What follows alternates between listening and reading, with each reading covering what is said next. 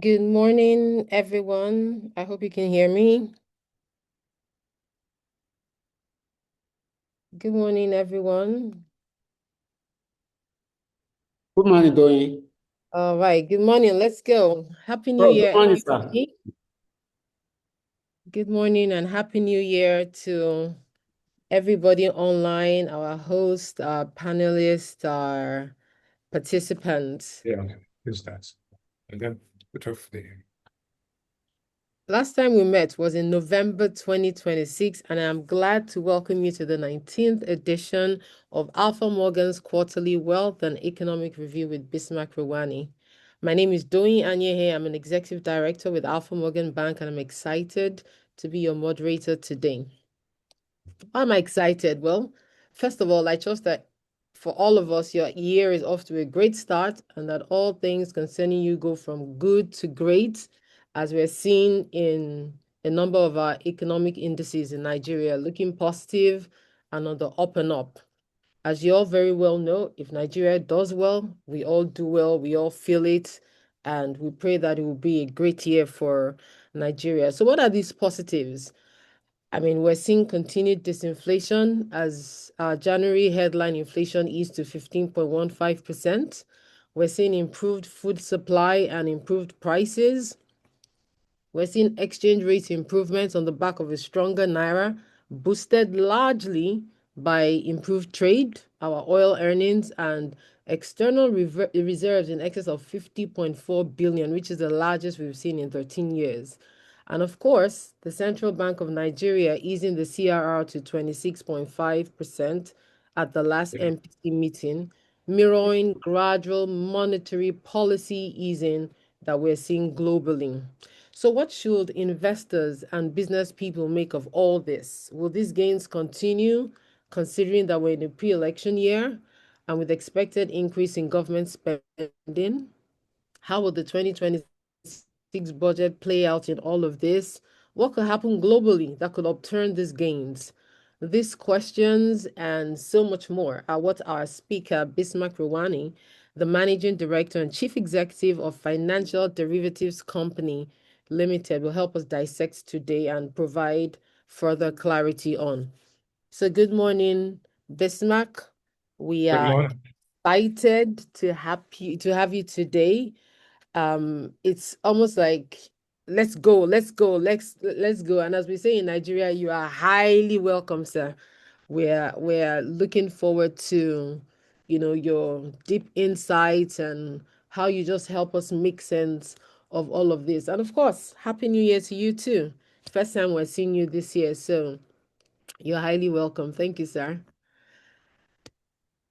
As Okay. as usual, our host this morning remains Ade Buraimo, the Managing Director of Alpha Morgan Bank. You're welcome, sir. Happy New Year to you too. And we also have George Imade, Director from Alpha Morgan, who will give the vote of thanks at the end of this program.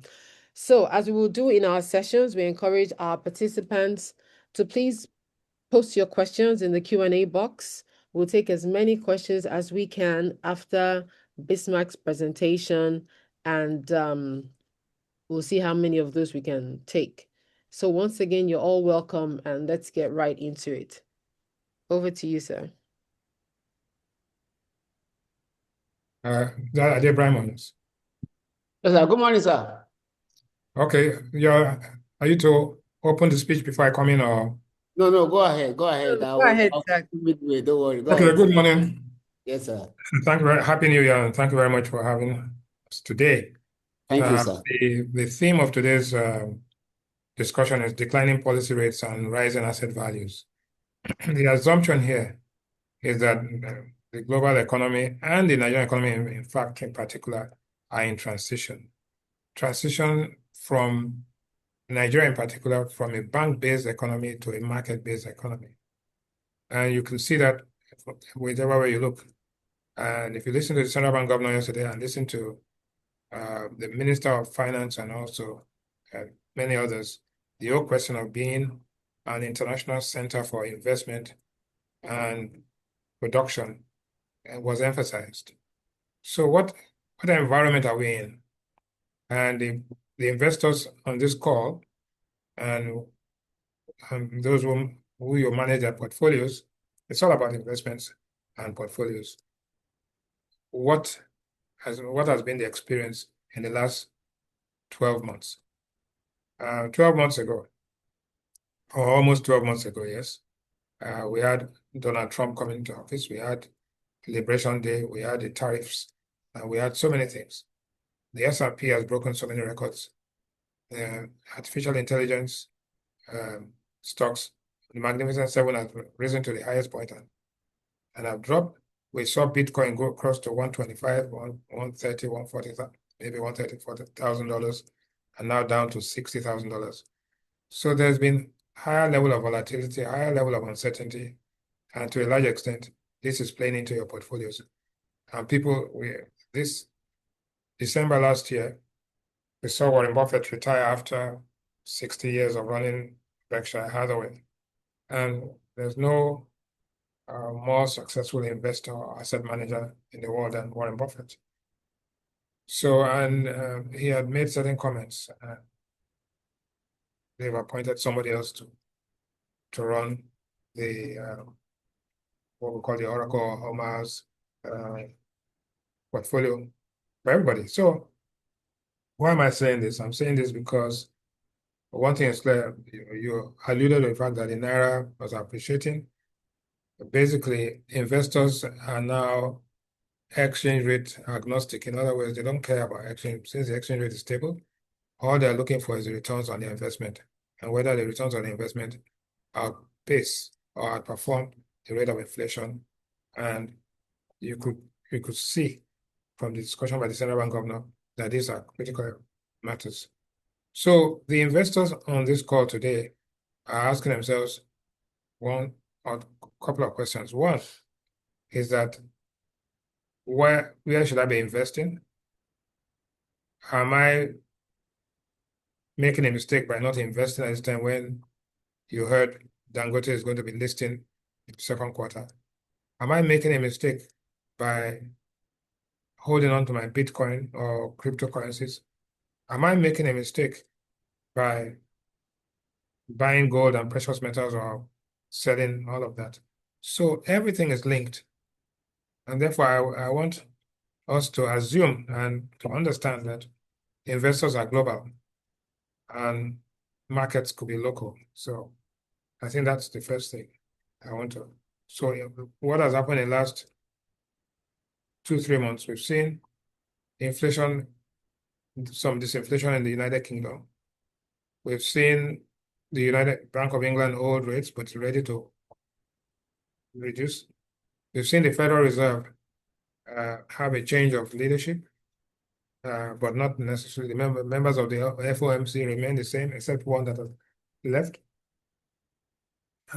So the voting pattern in the Federal Open Market Committee will probably remain the same because Kevin Walsh, the new chairman of the Federal Reserve, has to be confirmed. We saw in the State of the Union speech early hours of this morning, Mr. Trump, that he's going to go ahead with the tariffs, and he has brought them down from 15 to 10. And he also, in the longest speech, State of the Union speech in the history of America, he used only 10 words to describe the Ukraine war. He was talking about the peace board and how he's a champion of peace, but at the same time, only 10 words in a speech of 2 hours referred to Ukraine and Russia. But for us as investors, if there's any crisis that could change the perception of global markets and supply chains, it has to be the Ukraine-Russia war. Why do I say this? I say this because between Ukraine and Russia, they're the largest suppliers of wheat, the gas, Gazprom, oil. So that's the epicenter of global commodity markets. So we have to know that. And if the emphasis of the United States government was more on Iran and the Iran nuclear deal rather than Russia and Ukraine. I'm not saying both are important. You have to bear that in mind. And I'm saying this because our primary focus of our investors here is on their Nigerian portfolios. So the Nigerian portfolios will depend to a large extent on stability, macroeconomic stability in Nigeria. Macroeconomic stability in Nigeria also is dependent on what happens to global price of oil, global price of gas, global price of rare earth, and global price of lithium and copper. So, in other words, I'm saying that we cannot divorce or delineate Nigeria from the global environment. I think that's my starting point. So, today we're going to be talking about central bank dropping rates, and which I've talked about already, and we should expect to see values of assets increase. So you would have real estate in the US, you will have equity markets in the US S&P. You're going to have the NASDAQ, which is primarily tech driven, and we're going to be having the whole idea of AI investments and what it means globally. So let us go, first and foremost, according to the slides, to the MPC made a decision yesterday, and one has to look at the MPC decision on certain respects. One is that the MPC was proactive but more cautious. In other words, they focused on inflation trend, but the Central Bank of Nigeria had acknowledged the fact that the Nigerian economy is vulnerable to exogenous shocks. And all you can do is to increase the buffer so that the shocks do not become debilitating.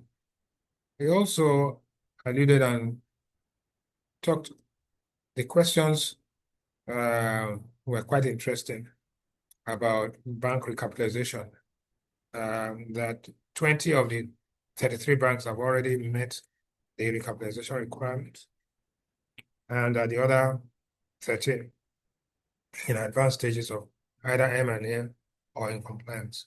No question about that. He also alluded to the fact that and acknowledged that 4 trillion was raised, but 4 trillion has been raised in additional capital, of which about 30% or so are from international investors and 70% from domestic institutional investors, including pension. He also went on to discuss, and if you look at that 4 trillion naira and compare that to what the market valuation of the listing of Dangote refinery will be, you'll find that the 4 trillion naira, which is the increased capitalization of the entire banking system, so to speak, will not be up to probably about 20% of what the valuation of Dangote's refinery will be. And that's Dangote refinery, not Dangote cement. So in terms of relative importance, you take the entire banking sector, listed and unlisted, take their increase in capital, and take the listing of one entity, right? Just the refinery, dwarfing all of that. Take that as a percentage of total market capitalization. And it tells you what to expect. That this economy, which was what we used to call a bank-based economy, has quickly become a market-based economy, driven by markets. One characteristic of a bank-based economy is everything revolves around the banking system. Also, everything revolves around interest rates. While in a market-based economy, everything revolves around production, productivity, and markets. So you can have 25 banks, and the total amount of assets in the banking system compared to the total assets in the financial services industry becomes smaller.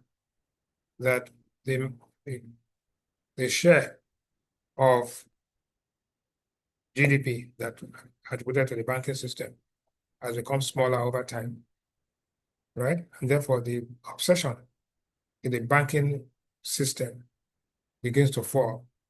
And you can one simple way of looking at it, I was on channels yesterday, And just looking at the advertisements in the 10 o'clock. 10 o'clock is the gold standard of channels, 10 o'clock news. So if you want to advertise and you want to get everybody's attention, you go to 10 o'clock news.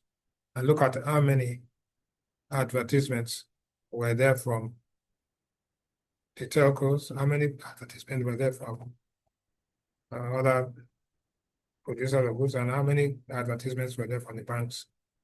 That tells you the story of the transition that we are in. So portfolio managers are going to be looking out for where to invest, because you invest in the future, not invest in the past. Therefore, you have to have a future view or a forward-looking view of the business. All of us are victims of this, driving, looking at the rear view mirror rather than looking at the destination. So, Central Bank Governor was very he, as the chairman of the Monetary Policy Committee, was very clear in his mind to say, what does the future hold? One, currency is, in my judgment, almost convertible and will be convertible. That inflation is moderating, and that output becomes a major consideration for looking at inflation and anchoring inflation expectations. Also, he alluded to money supply factors, right? And the strange thing was that the last MPC meeting was 90 days ago, and the next MPC meeting is 90 days forward. So what is not said is more important than what is said. What the central bank governor is telling you is that stop anchoring your expectations around the event of MPC meetings, but anchor your expectations around other macroeconomic variables. So, and also, he tried to put clearly certainty. So if there's I think there's a law, I don't know what it's a guideline that says the minimum number of times the MPC will meet in a year is 4 times. Okay. But normally the schedule is every 2 months, right? But if in their wisdom they think that every 2 months is too raises volatility, and also asset prices will also be affected, then it's giving you a clear understanding that you can go to rest for the next 90 days and you can plan. So predictability, certainty, and asset management become key things. That's the headline factor. We tie these meetings to the day after the MPC meeting because our our investors are looking at that, and the bulk of their portfolios probably will be in banking stocks, but also in those assets that may not be interest rate sensitive. There are some assets that are exchange rate sensitive, oil market sensitive. I think that's clearly. So we want to make that very clear. So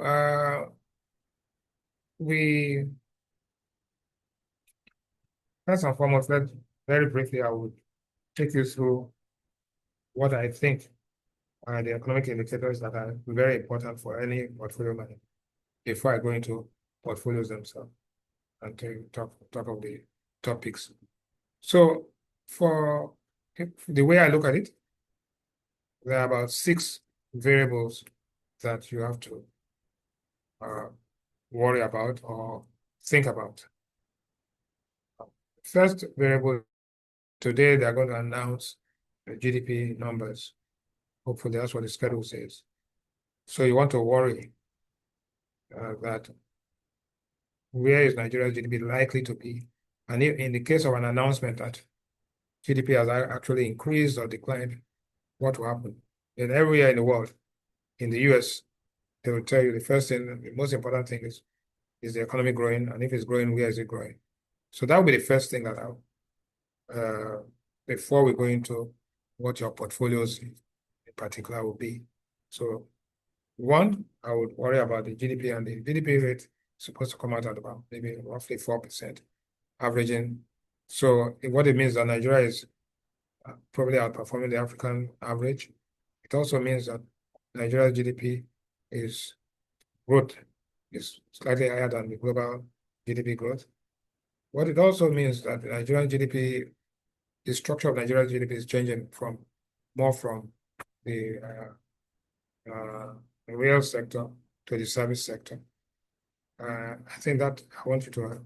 So as you try to decide what your portfolio is going to look like, it will be important to say, am I going with the flow? In other words, am I going where the Nigerian economy is going? So should I be buying stocks in the areas that are expanding rather than the ones contracting? That's one strategy that you could adopt. So we'll have GDP growth numbers later today or maybe tomorrow. I suspect it'll come out today. And 4%. Tell you all sorts of activities. I would worry about the inflation factor. What kind of inflation? Core inflation, monthly inflation, annual inflation, food inflation. When you look at all of this, it almost tells you can predict if it continues where the general level of interest rates will be. I think that's important to know that. So generally speaking, we see inflation trending downwards. There's been change of methodology, but still in the 15, maybe it comes down to 14. We're talking about this between now and May. So maybe it comes down to 14, or maybe it increases. So I will not bet on that for now. So, but all we know is that we are in a moderating inflation environment. I would also worry about the Nigerian exchange rate factor, which means that if Nigerian exchange rate is to a large extent dependent on the price of oil and flows, international flows, according to what the Central Bank governor said, and also to the terms of trade, I would bear that in mind.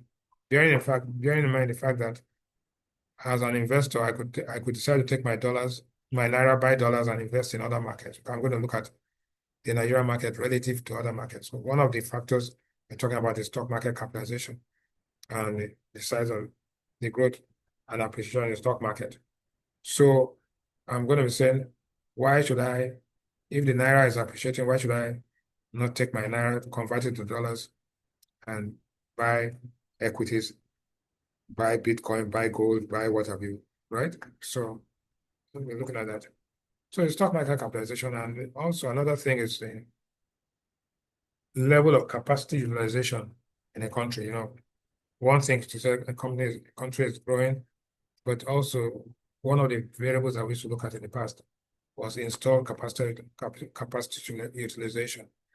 If the assets, say Nestle has equipment that can produce 50 tons of Maggi every day, and it's actually producing only 20 tons, that means that it's only using 40% capacity. When capacity utilization is getting to the high levels, then the tendency for companies to now expand and buy new equipment comes high.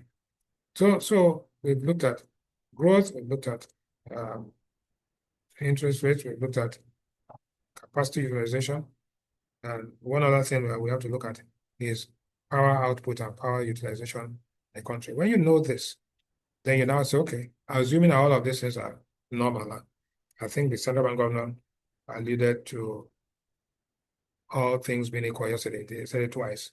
In other words, ceteris paribus, which is the normal excuse for economists to make you not to hold them to their projections. So all things being equal, things are never equal anyway. So that's the view you have to take of the Nigerian economy and what's likely to happen. When you now understand what the Nigerian economy is, then you now come into what should I have in my portfolio and how do I invest to get maximum return or optimal return? The word is not maximum, it's actually optimal returns. So There are stocks that are based on historical performance, or also based on the projections. So if you look at companies in the leading sectors, you have to ask yourself, what sectors are going to be driving growth in the new dispensation? I think for me, clearly, one is power, two is oil and gas, three, of course, will be telecommunication, and then FMCGs, agriculture, then I come to banking and insurance. Well, one thing is clear that one way to know the companies that will do well and will sustain their performance is to subject it to what we can call a litmus test. If you take the telco sector, for example, one is the sector growing, and is in sector growth outperforming the growth of the economy. If that sector, so before you pick a company to invest in, you pick the sector. A lot of Nigerians and within analysts just go to the company, this company is doing this and all that. That's extremely mentally lethargic. What you do first is to go from sector to company to sector to industry. But sector is not the same thing as the industry.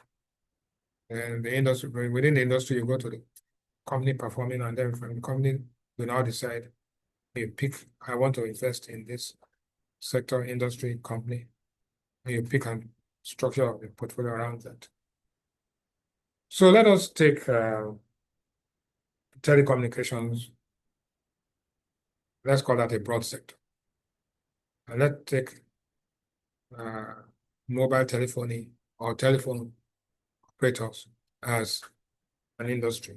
And then within that industry, you now want to buy, you want to pick a company that is performing. So one, is that sector growing, and is that sector growth outperforming?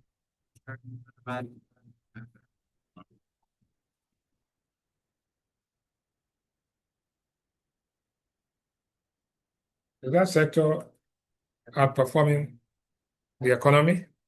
And within that sector, which companies, because the fact that you're in a sector that is doing well does not mean that there are no losers. Every sector has winners and losers. So you look for the winners, and the winners are those that are performing the sector and are also going to sustain their performance and are least vulnerable. Number two, is this product that they're selling or service that they're selling, is it price inelastic or relatively price inelastic? If that is the question, yes, that box is ticked. Is that sector open to new investments? In other words, has it, the Boston Consulting Group metrics, which puts your portfolio into 4 broad categories, where you have a small market share in a fast-growing sector, that's a star. If you have a relative strong market share in the sector that is growing, that's that's a wild, that becomes a star. But the first one is a wild card where you're small and no defined leader. Where you are fast in a defined market that is growing, you're a star. When that industry has matured, then we call it a cash cow. And after that, when the industry is already going into declining returns, call it a dog. So what you're saying is that sector is good, commodity is price inelastic, the sector is more like a star or a wild card, you invest there. And also, the sector must not be a dog, or that particular company must not be a dog. When you do that, so let us take the telecoms, that MTN did an IPO at 180 naira. Today it's 700 and almost 800 naira. So it has gone 400%, and yet they've not even announced their results. Now they're acquiring IHS. That sounds good, which means that backward integration, towers are there. They are also, this sector is also looking and I will not be surprised, to gobble the fintechs, right? Because what the regulation now calls this sector, they have what they call PSBs, Payment Service Bank, and it's very restricted. So what I think they may do, if I was in strategy war room, I will be buying. I'll buy any of these microfinance banks, and then muscle the guys out. So the jury is out as to what is going to happen there. So 200 to 800, and we haven't even started. So what is it going to be like in the year ahead after they've acquired this? They have massive shares in the submarine cable in the one and the other submarine cable. So you have the cable, you have the base stations, you have the power supply solution, and then you have the subscribers. And now you're also looking at doing the fintech payment. So can they muscle out Money Point and OPay? Not sure. I think that train has left the station already. So that's a different thing. So you can buy them anyway. So we'll look at that, right? Companies with relatively so telco is one. Now let's go to food and agric. If you go to food and agric, you have Okomo, you have Boa, you have Presco, you have Nestle. So food and agric and processing come together because the cocoa is bought, it's made into paste, it's sold to Nestle to make Milo, or sold to Cadbury to make Bonvita. And it's also part of the maize that is being sold to Boa to make, and the others making noodles, flour mills of Nigeria, which has been delisted. So we look at that, and we look at, so basically when you pass the test of this inelasticity, fast-growing sector, a star or a cash cow, not a dog. There are industries which have not matured and are going to decline. So that becomes a other part of it. So again, rules of the thumb: buy the sector before you buy the company. Buy the company before you take the stock. So here, so companies with the fastest growing outlook on the Nigerian Stock Exchange. And again, be careful when you're just taking numbers. Taking numbers without doing the fundamentals can lead you into, that means driving looking at the rear view mirror. That's a no-no. What happened last year is totally different from what's going to happen next year. So what you are buying, the stock price is the present value of future earnings. So you look forward and look forward. Don't be tempted to look backwards. So you have a long list of companies here who have done well because translation losses have now become translation gains, and the vulnerability of exchange rate. That does not make the company success. That made the financials look good, but does not make the company successful in terms of its sector dominance and performance. Please know that that's how you portfolio managers who practice that way are bound to run into trouble. So these are interesting stuff that you look at. So again, what are the alternatives? You have bonds, you have treasury bills. You are looking at inflation to measure optimal return. You have cash, you have gold, you have precious metals, and you have exchange traded funds and all of that. Okay. So this is again where you are, and this is what I try to explain. So if you, for example, let us take oil and gas, and you're trying to buy Seplat, right? For example, you have to ask yourself, if Shell has committed to putting $20 billion into the Nigerian economy next decade, where does that leave Seplat? Where does that leave indigenous producers? And where does that, and the producers have to sell internationally, have to sell to Dangote refinery. So what's the future of the oil and gas industry? But when you're doing oil and gas, you look more for the gas because Nigeria has more gas than oil. So who are these companies in the upstream who are harnessing gas, selling gas to people who are going to be generating power? So that's another way of looking at it. But definitely, this is a sector that has been underinvested for the past 20 years. All of a sudden, new investments are coming in. And how is Shell, how is Exxon, and how the guys who are doing the deep water offshore, how are they going to, and what is the meaning of the executive order saying that money should be paid directly to the federation account? So when you're taking oil and gas, you got to look at it intelligently. Then we look for sectors where Nigeria has a competitive and comparative advantage. In other words, where you're producing cement and building materials. Okay. Is the demand for cement or products inelastic? The demand for power inelastic? Yes, to some extent. The demand, is that sector dominant and does it have a lot of future? Yes. If not, the Chinese will not be coming to invest and buy Lafarge.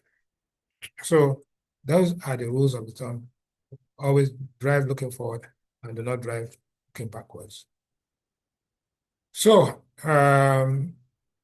again, if you look at the global economy and see how much of it is confined to the banking system and how much is confined to the non-banking system, the banking system has been shrinking over time in the US, in Europe.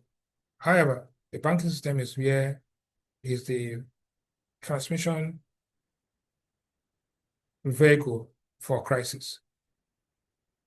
Therefore, the governments of the world have never given up on being the determinant of how much currency is in circulation in a country and how much money supply. So if you allow countries or people to develop pseudo money, Bitcoin, cryptocurrency, you are saying that the countries will lose, right, their control of their economies and their politics.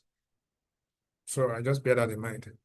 So the speculative activity is depending on the fact that the economies of the global economies are going to be pulling out of the control of money supply. Okay, so now in the year 2026 into 2027, there are going to be some notable developments. The developments are not in 2026. Dangote started building his refinery 12 years ago. So and now he says, okay, it's matured, I'm going to list. So I'm going to cash out and take some of my profits, right, and share it. It means that, and that's why I refer to the 4 trillion naira, right, of increased bank capitalization. Remember that in 2004, when Soludo announced bank capitalization, the banking system was almost 60% of Nigerian stock market capitalization. Today, you're talking about the increased capital is 4 trillion naira in a market which is 124 trillion naira. It's, nobody cares. It has become immaterial in the scheme of things. And that is what's going to continue. Let me put it this way, if Citibank or Goldman Sachs was to come to Nigeria and say they want to list, and Dangote is to want to list tomorrow, nobody will buy Goldman. Everybody buy. Because it's obvious that Dangote's market capitalization is going to be more than total market capitalization. Right? So I want you to bear that in mind. The BUA decides to do the same. So the focus on the future is about output of goods and services and scale economies. I think that's the thing. So we like these talks, but we want to alert you to the fact that as we go forward in the year, we will be looking at value and where there is value and where there's growth. I think that's important. So we expect if Dangote is going to list and is going to list in second quarter, it's come to an understanding with NNPC. It means this. But normally, what you are not allowed to list if your company has not been in existence for more than so many years and that you must have declared dividends in the last 3 years. So all of those will be waived, and there'll be no question about it. The guy probably controls 90% of Nigerian refining capacity, and not only that, it becomes the largest. It's also going to become the largest producer of fertilizer in the world, with this arrangement with Ethiopia. We're also going to have. It's going to be. It's going to be going forward and exporting finished products to the rest of West Central Africa and buying crude from other countries. So this is a thing that we'll look out for. But the risk in the Dangote refinery investment is that what happens to what's the future of electric vehicles and what's the future of solar after the Trump era and drill baby drill? You're going to have a situation where you probably go back to ESG, and so and that I think it's India that is the first country now by 2030 who will not allow anybody to produce or import internal combustion engines. So India is a big country. India, probably the most populated country in the world. So if that is happening, right, and you have Ambani and other guys there, what is going to happen when the world moves? There will still be demand for fossil fuels. There will still be demand for petrol and diesel.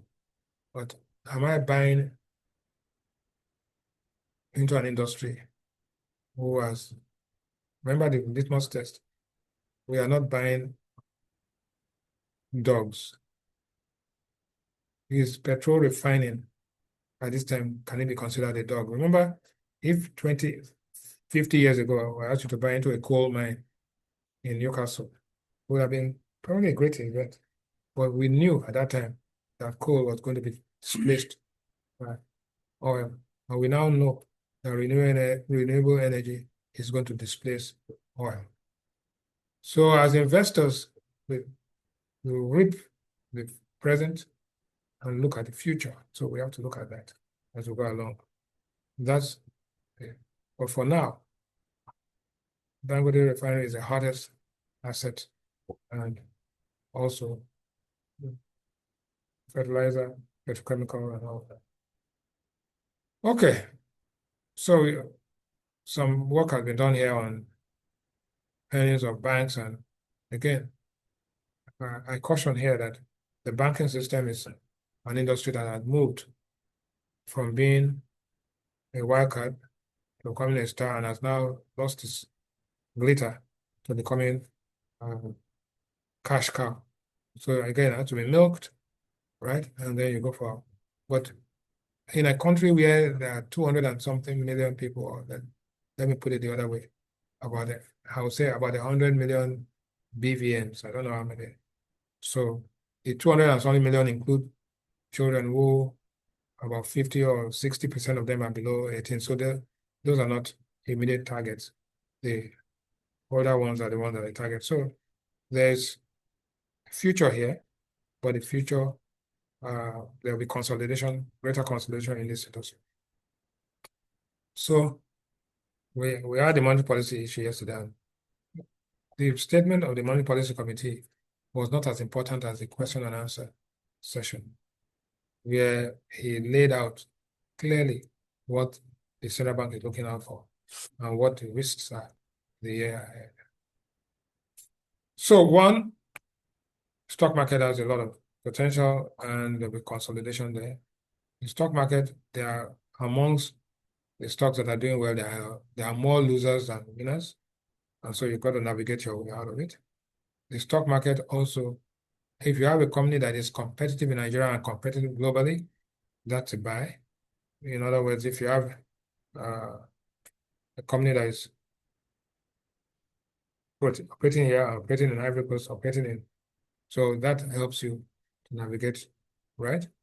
Because to be competitive in another country means that you must have some scale and competitive advantage. So, so for the next quarter, for the next 90 days, you think that stock market probably go up a little bit in some areas, but also there's likely to be a correction.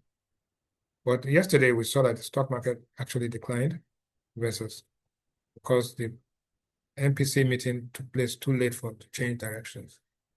But also you have to don't take the stock market as an investment alternative. You go in and take the ones that make sense to you. So this where we started at the beginning to try and address where the Nigerian economy is. Let me go back.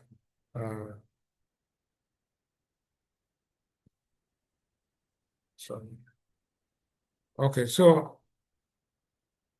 for Q1, again, I said GDP growth will come out. Monetary policy rate 26.5. The inflation rate end of the quarter 13. But the T-bill rate, which is very important, T-bill rate has dropped all the way to 14. Everything was left unchanged. Gross external reserves, they announced it yesterday, so ignore this number, it's $50.3 billion as of 21st of February. And that gives you 9.75%, 9.75%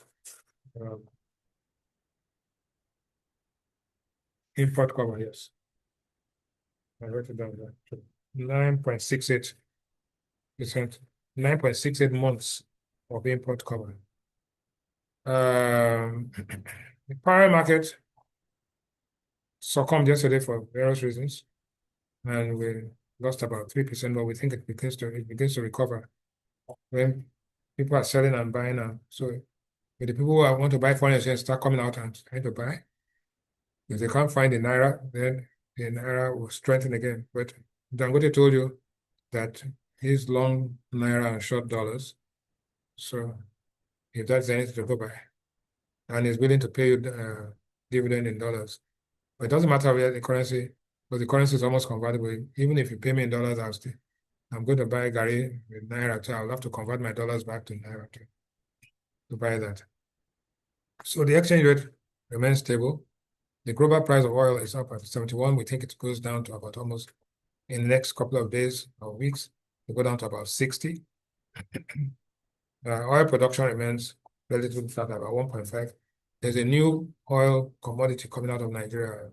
I don't know what it is. I just read that this morning. Stock market capitalization at the end of the second quarter, it's easier said than done. The listing of Dangote refinery is going to take longer than Q2, but it's better to be prepared to take advantage of it because the IPO price will be totally different from the market price going on forward. Nigeria's trade balance is positive and current account balance is also positive. So as we summarize and end this discussion this morning, I want you to bear in mind that the GDP growth is going to be higher than the population growth rate. 2 is going to be higher than that of the global average. It's going to be higher than that of Africa. There's a 50 basis point cut that has taken place, but between now and May, a couple of things are going to happen. The World Bank spring meetings are going to take place. The budget is going to be approved. And we're going to have the Federal Open Market Committee meeting. OPEC is going to meet. So trying to project what will happen at the end of May is a hazardous experiment at this time. But say those who fail to plan to fail. So what we are giving here are some kind of base case scenarios which will not change dramatically. Nigeria will be playing catch up. Again, we said looking before you leap. This is what happened yesterday. And we will look again. The fact that you're asking for 90 days, there'll be inflation numbers, there'll be GDP numbers, there'll be World Bank support program, the budget will be approved.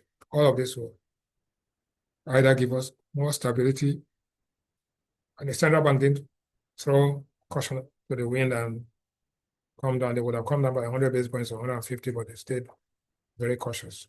So we look out for that and see what happens to money supply and the other variables. But generally speaking, the economy is moving on a slow, steady, and cautious path towards equilibrium.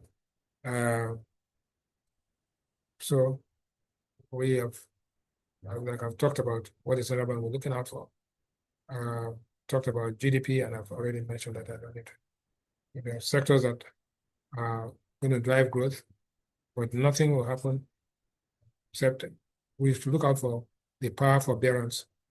What that means that money the federal government pays to banks, and then the Gencos and others are off the hook, and then they'll have more money to invest. Will they invest, and how long will it take between now and when the impact on the investment? We'll still be hanging around 4,000 to 5,000 megawatts for the near future. Okay, so again, I don't want to place too much emphasis on inflation because inflation numbers are used, and again, whether inflation increases or decreases, it's not going to change much because the next MPC meeting is in May. So I won't, but it's good to look at inflation in context of whether you can increase prices or whether that particular equity or stock you're buying has the capacity to pass through prices to the market. And if they cannot pass through prices to the market, then some other things that you consider briefly are seasonal factors, seasonality, i.e. Ramadan, i.e. Easter, and all that. But that seasonality has not played too much of a role in determining price levels in the recent times. The exchange rate, of course, we know that already. We don't need, we believe that the worst that will happen with 12% drop in the price of oil, which would not translate into too much in terms of exchange rate factor. So the exchange rate is likely to be more stable than there'll be no massive swings. Money supply growth being managed, no ways and means, no fiscal deficit is managed. In fact, it's being controlled. So government expenditure and budget, you can see that as we go into an election year, government spending without productivity become a major threat, and that could be a threat to inflation, but central bank autonomy and independence is intact.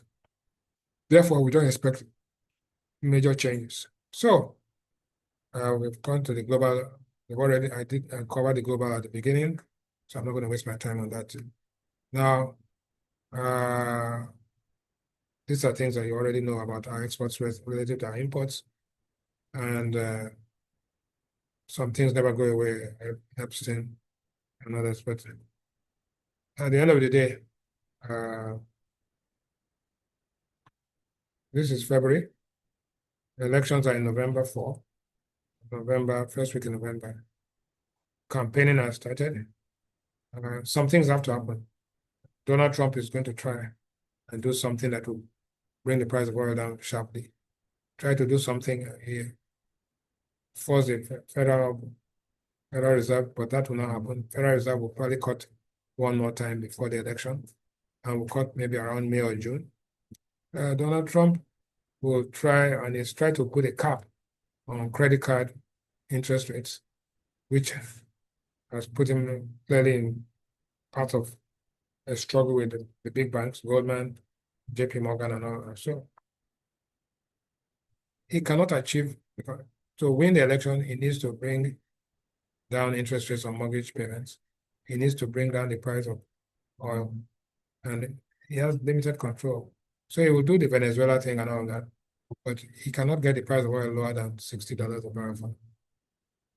So I've already discussed the impact of the Nigerian economy. We are not aligned, and therefore we shouldn't have too much problems. So as we round up this session, things to look out for, like I said, OPEC meeting, FOMC, Ramadan, Easter, spring meetings, budget, the Nigerian budget, and there are 3 budgets in play. The 2024 budget spillover, the 2025 budget has been extended to June, and also the budget for 2026. So in conclusion, we've already done that. So GDP growth, pre-election liquidity, and the fact that people are going to be spending more money. And the more money they spend, governments and political actors are going to be spending more money. One, to complete projects, two, to buy votes, and three, to buy law enforcement.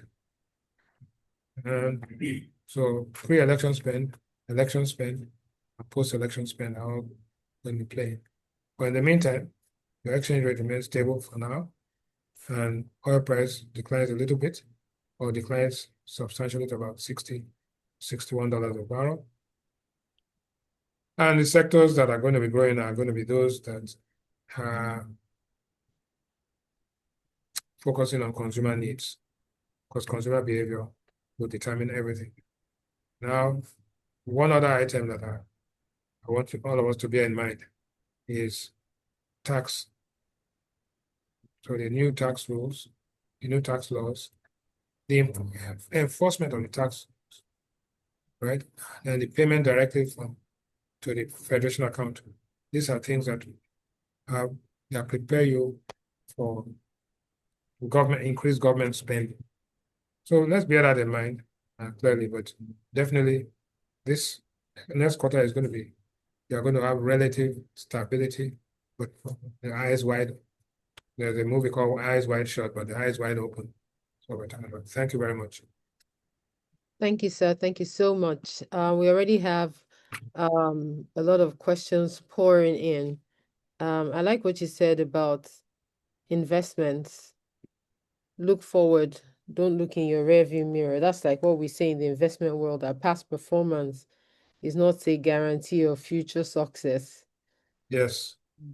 On that note, I have a question from Osayade, who wants to know regarding the federal government's new industrialization policy, which of course we know is a 10-year, $1 trillion program to improve industrial development with the allocation of 5% of GDP to industrial development. And she wants to know how commercial banks can strategically participate in and benefit from that initiative. Well, quite frankly, I haven't looked at the industrial policy, but if you think that industrial policy is what is going to make people invest, and if you think that investment is going to transmit itself into making the goal of $1 trillion GDP output, it depends on the four components of the national income identity equation. So we must differentiate between policy announcements and sound bites. These are nice sound bites, but typically what happens, you have an economic development plan. It's like 5 or 10 year, no, usually a 10-year plan. And in that 10-year plan is now broken down into various components that will go into it. And it will tell you how much will come from the private sector, how much will invested private sector, how much will invested by small and medium scale and all of that.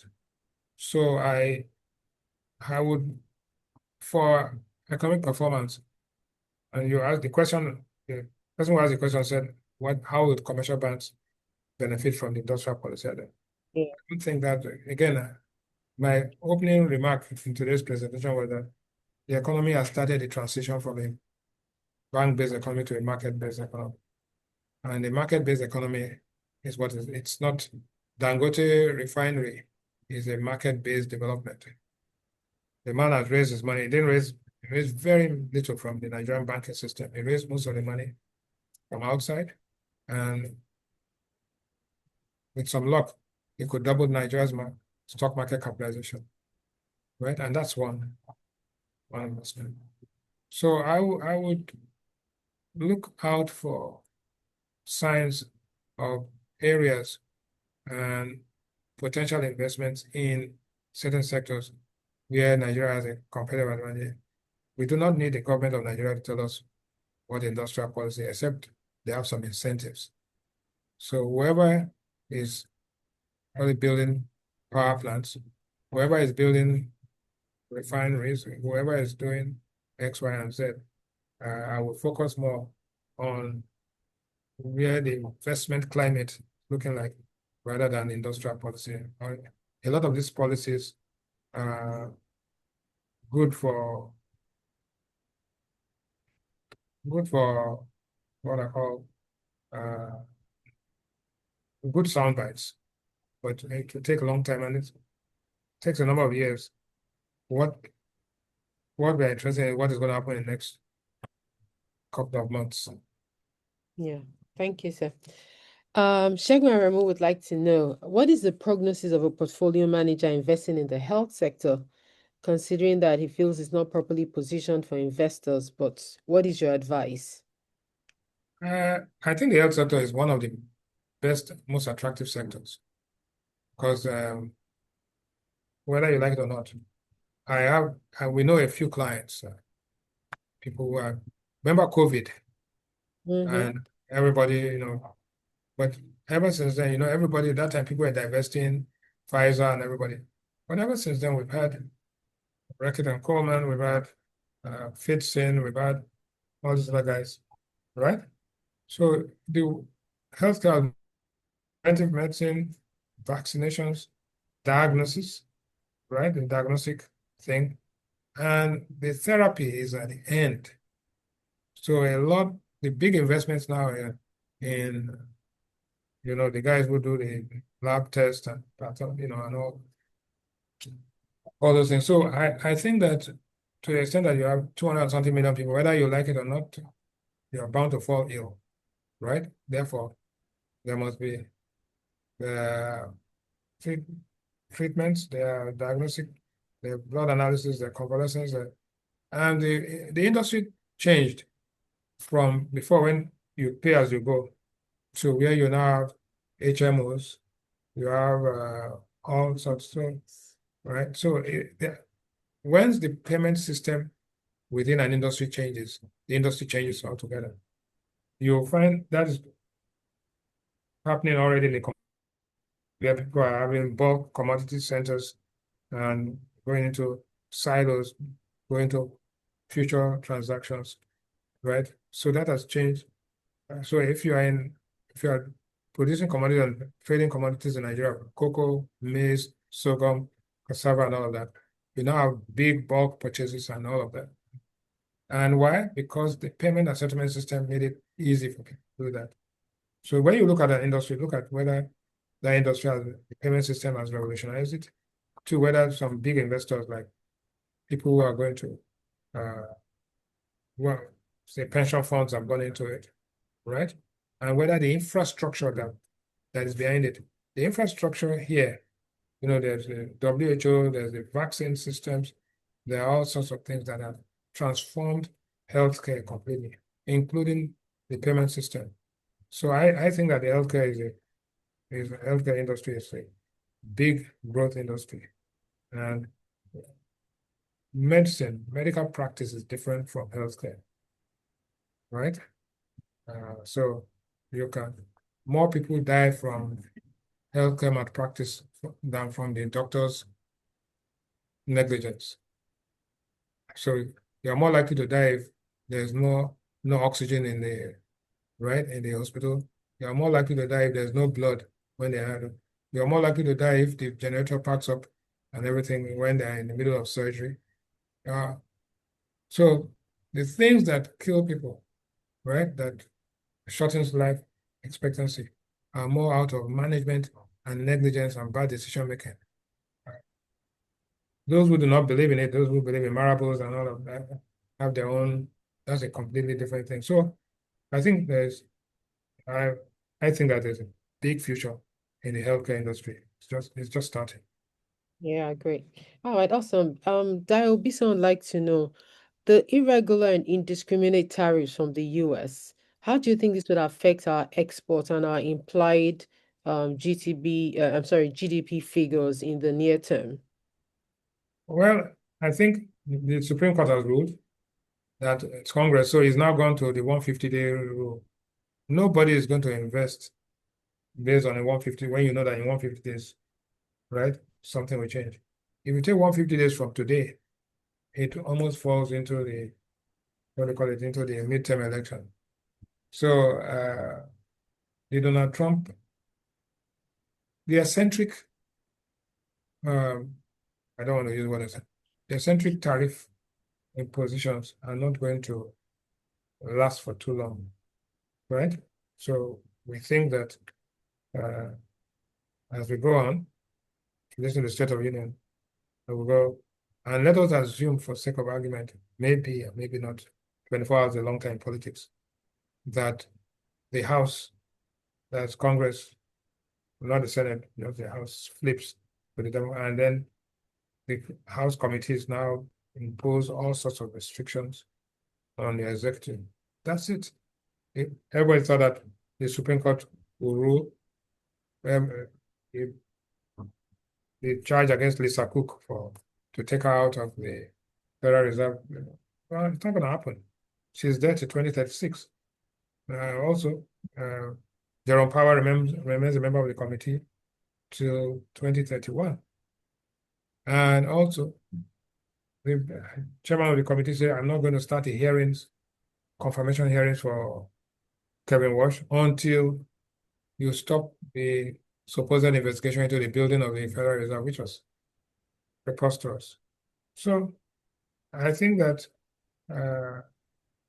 checks and balances, institutional strength, guarantees the fact that the eccentricity or policy eccentricity is a declining function of time. You are going to have the outburst after the Supreme Court ruled and the State of the Union speech yesterday were two different. So you realize that you can back, you may not be able to bite. So that's what it is. So the tariffs, everybody, even Brazil, India, everybody said, okay, fine, very much. And I'll remind you about what the Chinese said at the beginning of the Trump administration a year ago. They said the Chinese civilization is 4,000 years old. 4 years in a 4,000-year history is nothing. We can afford to wait. Awesome. Thank you, sir. There's a lot of questions here about Dangote, so I'm going to try and Yes. combine all the questions together regarding Dangote. So there's, first of all, the concern about whether the projection for the stock market capitalization is heavily influenced by the projected Dangote listing. Then a couple of people want to know, considering that this is a highly anticipated listing, how will the average investor be able to secure shares? I mean, like, what can retail investors do to improve their chances? And somebody also wanted to know, Engineer Gabriel, since Dangote refinery listing will be a game changer, what should be an average allocation for a retail investor? So I'm just trying to combine all the Dangote questions together. The reward allocation is anti-market. In a free market, if the price is right, there's nothing in allocation. If the price is right, let us say one share is 5 million naira. There's nothing I can do. If I don't have 5 million, I can't buy the share, right? So it's not an allocation; it's a price distribution of price. Two is that Dangote took a risk 12 years ago, committed himself to invest in what we can call an essential commodity. Three is that is there a market for his product? Whether we like it or not, yes, there's a market for the product. For his diesel, for his dual purpose kerosene, for his PMS. The man said yesterday, he made a categorical statement that he would supply 65 million liters of petrol a day if Nigeria's demand is, and is willing to export the surplus of 20 million liters a day. That's a statement of fact. So if the demand for the product is there, if the supply is guaranteed because the crude is coming from Nigeria into the refinery is their producer. So the question is a no-brainer. Is it going to be producing at cost plus margin? Yes. But the thing about the world is that refineries are high volume, low margin. If can Dangote exploit the market? It cannot, because the alternative anybody can import petrol, and could anything change? Will the Nigerian government protect by imposing tariffs on imported? Yes, they could do that, but that can only work in favor of Dangote. But to the extent that Dangote refinery is the single largest largest single train refinery, and in 2 years' time will be the largest refinery in the world. So if it's scale economies, his average cost is going to be lower. One, I think that's very important to bear in mind. Two is that the refinery business is now a hub and spoke business. So the hub for West and Central Africa remains Nigeria. The hub for Middle East is Dubai and Saudi Arabia. The hub for Far East is Singapore, China, India. So what I'm saying is that the Dangote refinery continues to be relevant, continues to produce at lower average cost, continues to produce because it has a dominant market share, will be the consumer protection agencies will be there to ensure that people are not gouged. So one, the shares will be available. Where the free float, you see, Nestle, for example, has maybe 1 trillion naira in market capitalization, of which 70% of it belongs to Nestle. So how many shares are going to be traded? If you look at the liquidity in Dangote Cement, Dangote Food, liquidity there, there's no way Alhaji Aliko will try to hold 90% of the shares. In any case, 7% or 7.75% of shares belong to NNPC. So let us take, for example, that it decides to hold 50%. The other 50% is more than enough, it's more than the rest of the market. So what are you going to do? People are going to be selling some stocks to buy than where they're having a higher return or possible return on investment. And the fact that it's giving your dividends in dollars is a different ballgame, which means that in your CSC account, you have to have a dollar account where dollar dividends can be paid. That, to me, it's a little bit complex, but if it says that if you want your dividend in dollars, therefore fill this form and put this account, that will help, right? But it says that the dollars are not going to come from the Central Bank of Nigeria. The dollars are going to come from the guy who is settling his transactions outside Nigeria. So it's a good investment opportunity. Yes, it's well structured. The refining business is not a rocket science, and the business diesel, dual purpose kerosene, which is aviation fuel and kerosene, gas, all these things are there. But if I look forward and say what's the future? The future is that the Dangote refinery and NNPC are probably going to rehabilitate the entire pipeline and depot network, which means that you will not need trucks. You have small trucks going to the petrol station, but everybody goes. You won't have trucks going from here across to Port Harcourt or everything from the depots and very efficient distribution. Then you don't go around in streets of London seeing petrol trailers going out. So I think that cost efficiencies and scale economies will drive the future of the Dangote refinery. So it's a major investment, and like Ambani and Reliance in India, what you're seeing is an African conglomerate making its presence felt, and like the Indian model, you're going to see what we call benevolent investors as against the Russian model, which is what they call the oligarchs. Right, that's what you're likely to see. Awesome, thank you. There was one question about whether you think the IPO listing will heavily or influences the projections for the stock market capitalization. It doesn't matter. The higher the stock market capitalization, the stock market capitalization is it tells you how much savings. You see, if you want to look at how much savings in a country, you look at total deposit liabilities of banks, you look at the stock market capitalization.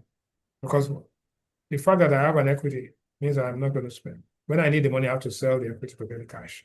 So the higher the stock market capitalization means the higher this national savings rate in that country. The higher the national savings rate, savings usually be equal to investment, right? In normal macroeconomics. Plan savings required, plan investment leads to a multiplier, and so on and so forth. So I think that has to be accepted that it's a good thing, but when we look at market capitalization, I go further, always look at what the turnover. You can have market capitalization of 200 trillion, and if the turnover is 20 billion, that is 0.00, that industry will collapse. So what we are seeing now is that an increase in average daily turnover. There's also an increase in diversification, but the danger of the Nigerian stock market is that there's a concentration of value in maybe 10 companies. Just like if you look at total loans in the Nigerian banking system, I understand that 80% of the loans are 75 companies. In other words, you have all these 100 million BVNs, only 75 entities control the bulk of the loans. But again, the law of the Bible says that unto him who has more shall be given, and unto him who has none, even the little he has shall be taken away from him. Okay, let me combine two questions. Olukemi Akimusire would like to know, during the last meeting, she had asked about the prognosis for building construction sector in Nigeria in the next 10 years. What do you think about this? And then related to that, Temitope, I know, also want to know, how do we stimulate and boost investment in the real estate sector in Nigeria? Okay, first of all, we must differentiate between real estate and construction. They're two different things, Mm-hmm. right? And the other way to look at it is to say that how much is the infrastructure gap in Nigeria? So you have also how many housing? Okay, once you are flying into any city in Nigeria, please take the window seat and see how many housing units without roofs are there. Incomplete projects. Why? Because people steal some money and start building, and the money finishes, and people are in government money laundering, they put all the building and stuff. So with the overall of the financial system, we are seeing that people are now arranging finance, Adrian Homes, this and all of that. People are now buying completed properties rather than tying the money into something. So 1, 2, the construction industry, you are building power stations, you're building bridges, you're building roads. Those things increase productivity, whether we like it or not. I think that's very, very important to bear in mind. So the construction industry and the building material industry are tied together. But if building material industry, it's also a function of certain environmental considerations. If you go to the Nigerian Stock Exchange building today, you can hardly use your mobile phone because the walls are thick as God knows. So they had to put repeater stations. When we have programs there on television, they have to put repeater stations because the transactions cannot, there's poor connectivity. But that was the leading type of, that was the building of the future. If you go on Rewane Avenue today, go down the road, look both sides, almost every building are glass curtains. I referred you to the Nigerian Stock Exchange building, which was marble. And if you go to number 1 at Falomo, where Dangote property offices, it's all marble. You can barely use your phone in it. But you go further down on both sides, British American Tobacco, the Folansha Alakija buildings, all the way down, what you'll find are glass towers, right? So if the amount of concrete that was used in the building, right, 20 years ago, and the amount of concrete that is used today, completely and totally different because technology has changed, people's behavior have changed, right? And you know what? Because there's a glass curtain, the weight of the building is much lighter than what it was. So the amount of piling, right, that you have to do because the building sits on pile is lower. So the cost actually while the ambience looks good, but the cost may be even lower. We 20 years ago or 50 years ago, we have almost all the roofing sheets in Nigeria were asbestos. But you know the problem with asbestos, because asbestosis is a cause of lung cancer and all of that. So if you look outside now, almost all the roofing sheets are new buildings, aluminum, windows, aluminum. So I want you to understand the structure of the properties and the composition of the properties are totally different from what they were, and they continue to change. So if you ask the question was that what's the prognosis for building materials 10 years from today? My answer is that Construction how many driven. people are going to be using solar? What kind of buildings are you going to have mixed development? What I mean by mixed development is that you have in the same high rise, you have shops, you have flats, you have offices, and you have all sorts of things. There's one mixed development right at the beginning of just the one just by so you have right, and then total. So the structure of buildings change. Unluckily, we had a fire in our airport 3 days ago. Obviously, when you're rebuilding it, it's going to be a different structure completely. So if you are buying into cement, remember that the amount, if a building had 60% cement before and 40% glass and all of that, if you are likely to be seeing maybe 30% cement now, more of glass, more of aluminum, more of all sorts of things. There was a customer of ours that said last week, oh, how about leasing generators? So we don't use generators anymore. We've solarized all our activities. So sorry, wrong number. Mm. All right. I have a very interesting question here from Dio Obison, and he wants to know, considering the capital gains tax, the equities market that is not so deep, increased inflow of FDIs, and even generally increased inflow of investments as a result of lowered interest rates um, into the capital markets, and then increased equity allowance from PFAs. Can all of this potentially lead to a bubble or overpricing in the equities market in the near future? And what are the signs to look out for in terms of fundamental versus technical considerations? Yeah, Dio, good question. And Dio used to be a Security and Exchange Commission, so he's asking a question as a previous regulator. And I know the fears, and those fears are genuine, and actually bubbles get created by a couple of things: overvaluation, normal, and there's also malpractice amongst portfolio managers and players. There's pumping and dumping, and there are all sorts of things that happen. I think that after what happened in 2008 and 2009, the regulators have become more proactive. But the thing about malpractice is that the guys who are in malpractice are always ahead of the regulators, ahead of the market.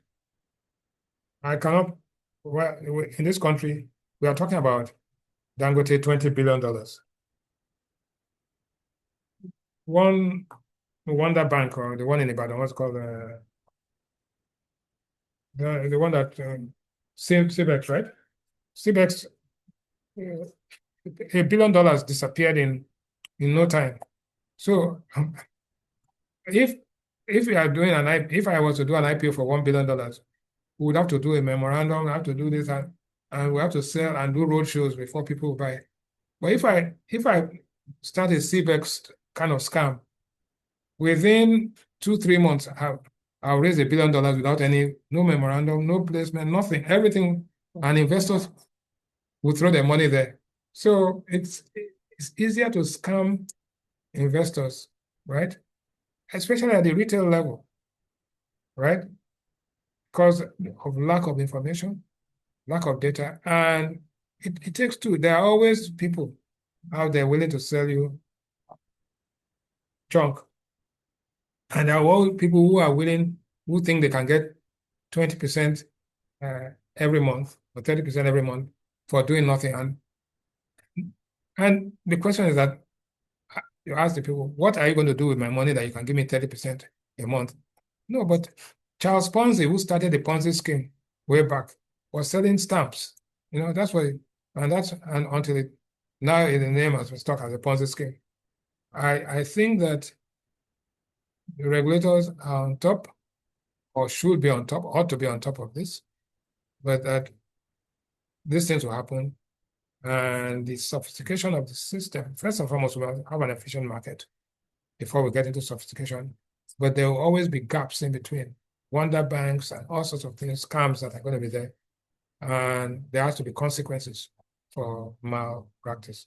One of the things I said yesterday was that the Central Bank of Nigeria, under the new dispensation, has been zero tolerance for malpractice, and hope it continues, because without institutional reform, policy change is meaningless.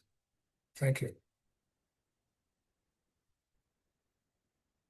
Thank you, sir. I'm going to do one last question. As usual, we cannot cover all the questions. But Michael just wanted to know, do you think the FCT election results is a good test of 2027? I know this is not a political forum. This is an economic forum. But what are your thoughts? Is No, it a I good don't. test of the upcoming presidential elections?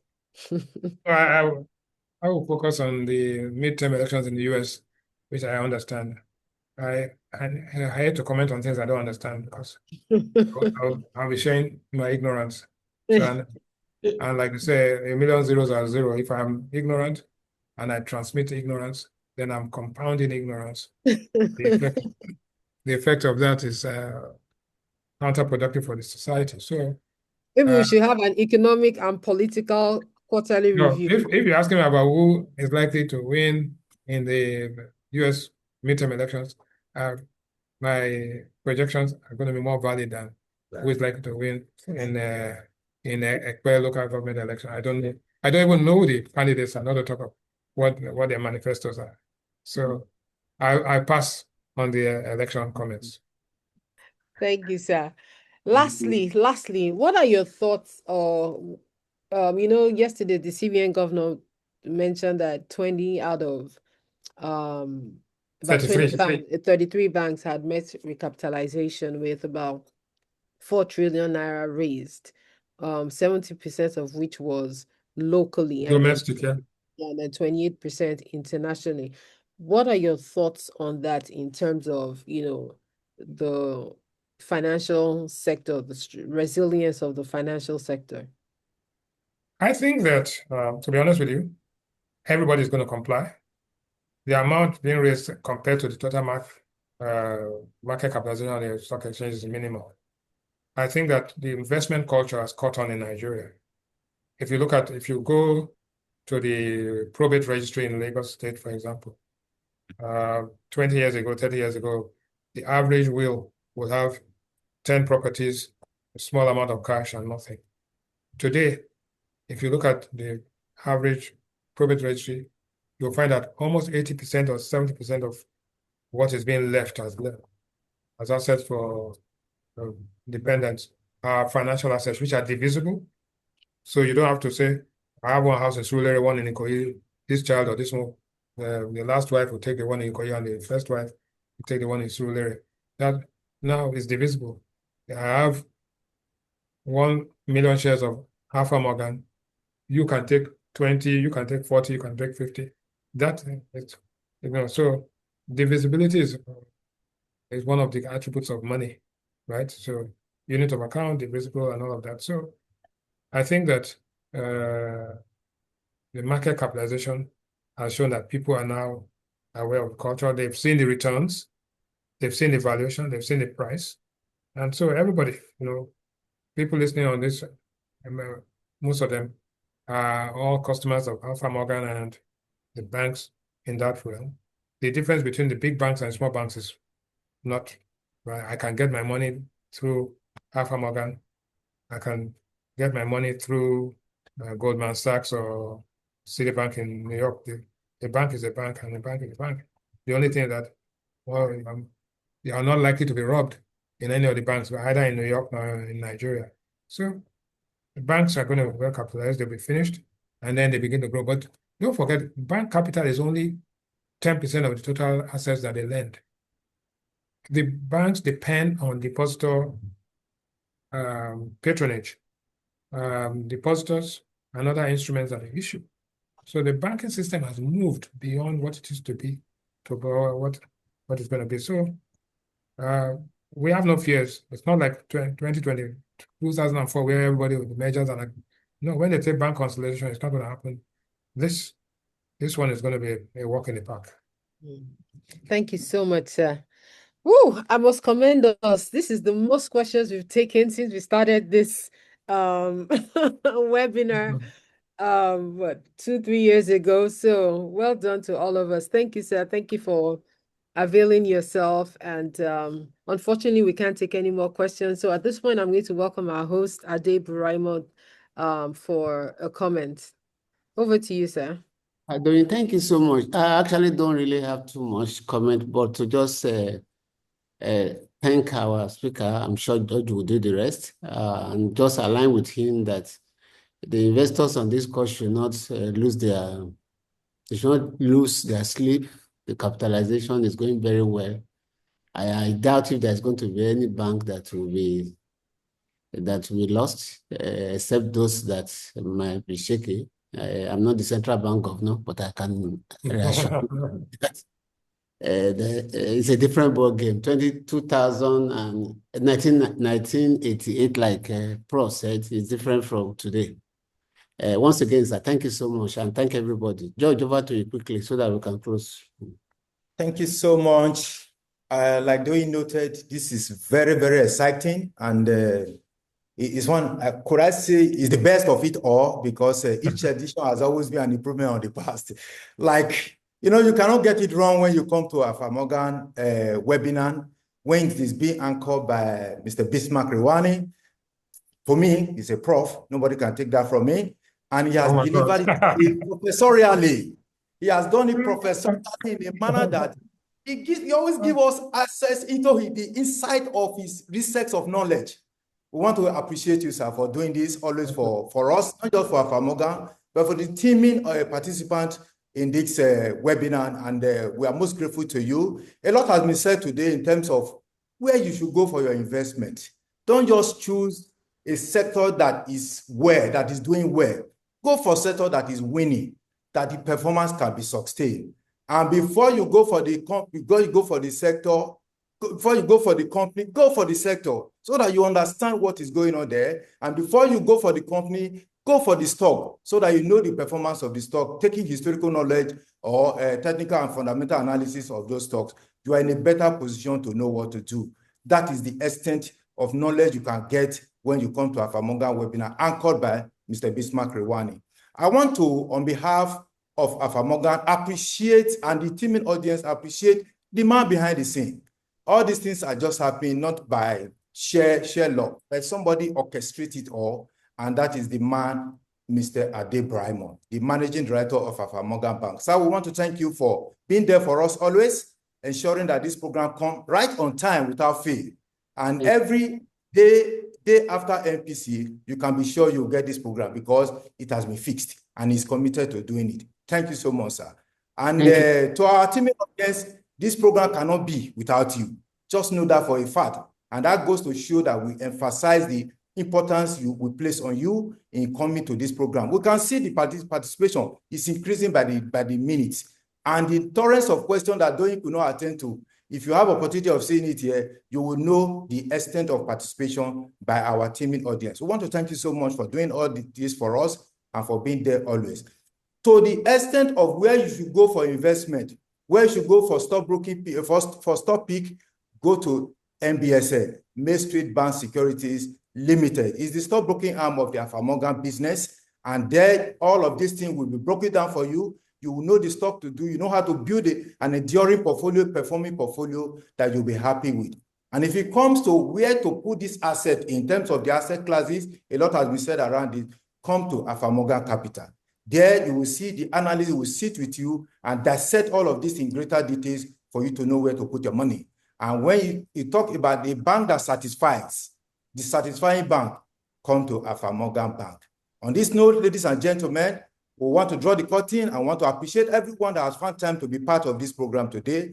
We look forward to the next edition. Immediately after the MPC, a day after it, you will have the opportunity of knowing what to do going forward and how to navigate the investment climate in Nigeria and globally under the anchor of Mr. Bismarck Rewane. Thank you everyone for being here and for all that you have done to sustain this program. God bless all of us, and we look forward to seeing you once again. Thanks. Thank you all. Thank you. See you in May. Thank you so much, sir. Bye-bye, sir. Thank you, sir.